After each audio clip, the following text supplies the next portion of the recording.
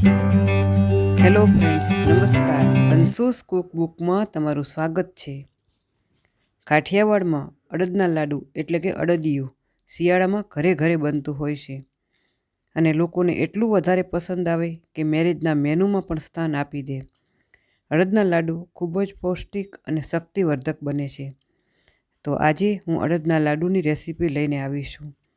અહીંયા ચાસણી કર્યા વિના કે પાવડર સુગર ઉમેર્યા વિના આપણે અડદના લાડુ બનાવીશું. ખૂબ જ ટેસ્ટી અને હેલ્ધી આ લાડુ બને છે. તો ચાલો શરૂઆત કરીએ. હવે આમાં જોઈશે અડદની દાળનો લોટ. તો થોડો આપણે કરકરો લોટ લેવાનો. તો મેં અહીંયા 250 ગ્રામ લોટ, 250 ગ્રામ ઘી અને 250 ગ્રામ બુરું ખાંડ લીધી છે. અને ગુંદ 50 ગ્રામ, જાવંત્રી 2 ચમચી, કાજુ બદામ પિસ્તા 100 ગ્રામ અને એલચી પાવડર અને જાયફળ પાવડર 2 નાની ચમચી અને સૂંઠ પાવડર અને ગંઠોડા પાવડર એ પણ 2 નાની ચમચી. હવે આપણે લોટને ધાબો દઈશું. અડદની દાળનો કરકરો લોટ મિક્સર જારમાં આસાનીથી તૈયાર થઈ જાય છે. તો એમાં થોડું ગરમ એવું દૂધ 3 ચમચી ઉમેરીશું અને ઘી 3 ચમચી. અને લોટમાં દૂધ ઘી સારી રીતે મિક્સ કરી લઈશું. તો આવી રીતે આપણે હાથેથી સરસ મિક્સ કરી લેવાનું. ધાબો દેવાની પ્રોસેસ કરવી જરૂરી છે. ધાબો દેવાથી લોટમાં દાણો પણ પડી જાય અને ટેસ્ટ પણ વધી જાય. તો આવી રીતે સરસ ધાબો દઈ અને આપણે 15 મિનિટ રેસ્ટ આપીશું. અહીંયા અડદની દાળનો લોટ જરા તરા કરકરો હોય એવો જ લેવાનો છે. તો 15 મિનિટ પછી લોટને ચાળવાનો છે. તો થોડો થોડો લઈ આપણે એને ચાળી લઈશું જેથી સરસ લોટ તૈયાર થાય.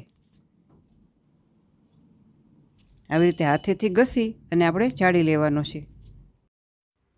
અહીંયા ધાબો દેવામાં દૂધ ઘી પણ જો વધારે પડી જાય તો એમાં ગાંગડા મોટા થઈ જાય અને પછી એનો દાણો પણ મોટો પડી જાય તો પણ અડદિયું સારું નથી બનતું હોતું. તો આ ખાસ ધ્યાનમાં રાખવું. તો અહીંયા મેં લોટ ચાળી લીધો છે. હવે આપણો લોટ શેકવા માટે તૈયાર છે. તો હવે ગેસ ઓન કરી અને કડાઈ રાખી છે અને એમાં આપણે ઘી ઉમેરીશું. ઘી ગરમ થાય પછી લોટ ઉમેરીશું. તો આપણે લોટમાં પરફેક્ટ દાણો પડેલો દેખાય છે, તમે જોઈ શકો છો. તો લોટને ઘીમાં સારી રીતે મિક્સ કરી લઈશું.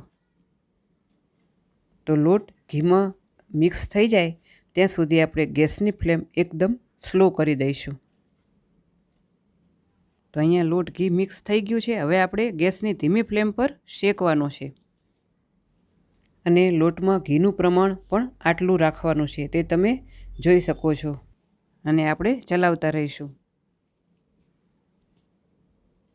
આમાં લોટ શેકવામાં ઘી થોડું વધારે જોઈએ. તો જેમ જેમ લોટ શેકાશે તેમ ઘી છૂટું પડશે અને લોટ પણ હળવો થતો દેખાશે. લોટને બદામી કલરનો થાય ત્યાં સુધી આપણે શેકવાનો છે. યાદ રહે, ગેસની ધીમી ફ્લેમ પર જ આપણે લોટ શેકવાનો છે. હવે ઘી પણ છૂટું પડી ગયેલું દેખાય છે. આપણે હજુ પણ વધારે શેકવાનો છે. તો 15 મિનિટ જેવો ટાઈમ લાગશે. તો આપણે સતત ચલાવતા જઈશું. લોટ એકદમ ફૂલતો દેખાય છે અને હળવો પણ દેખાય છે. બ્રાઉન કલરનો થાય ત્યાં સુધી આપણે શેકીશું.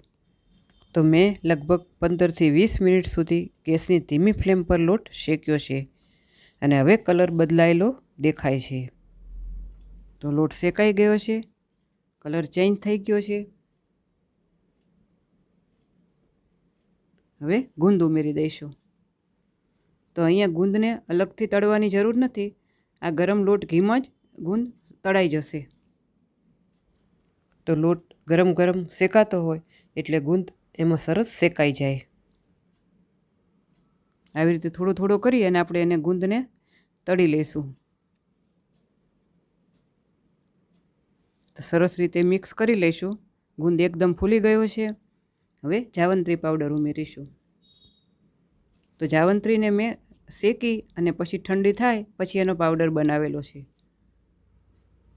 તો જાવંત્રીથી અડદિયામાં એની ફ્લેવર સરસ આવે છે.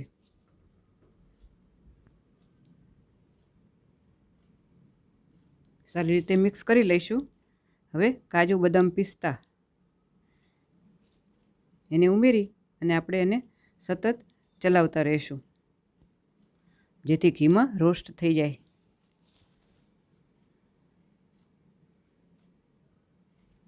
હવે સૂંઠ પાવડર અને ગંઠોડા પાવડર એ બંને 1-1 ચમચી છે એ ઉમેરી અને સારી રીતે મિક્સ કરી લઈશું. હવે એલચી પાવડર 1 નાની ચમચી અને જાયફળ પાવડર 1 નાની ચમચી ઉમેરી અને આપણે ગેસ ઉપરથી કડાઈ નીચે લઈ લઈશું.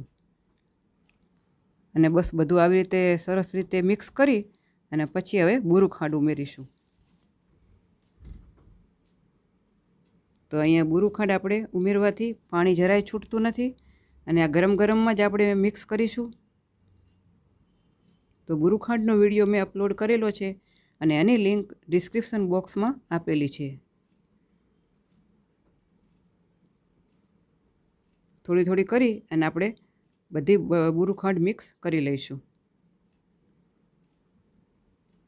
તો અહીંયા તમને ઘીની જરૂર લાગે તો ઘી પણ ઉમેરી શકો છો, પરંતુ આપણે ઘીની જરૂર નથી. લાડુળી આસાનીથી વળી જશે.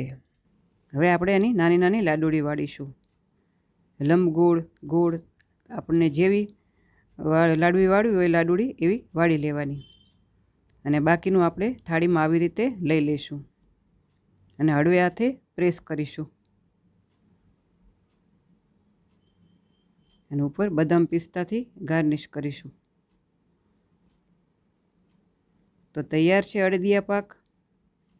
ખૂબ જ ટેસ્ટી બને છે અને પૌષ્ટિક પણ છે.